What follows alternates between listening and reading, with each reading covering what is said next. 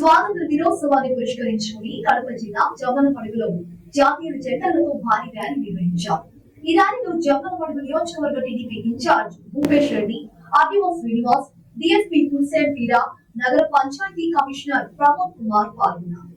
జమ్మలమడుగు పాత బస్టాండ్ లోని గాంధీ విగ్రహానికి పూలమాలలు వేసి నివాళులు అర్పించారు. ఈ సందర్భంగా విద్యార్థులు నిర్వహించిన ర్యాలీలో భారీ జాతీయ జెండా ప్రత్యేక ఆకర్షణగా నిలిచింది.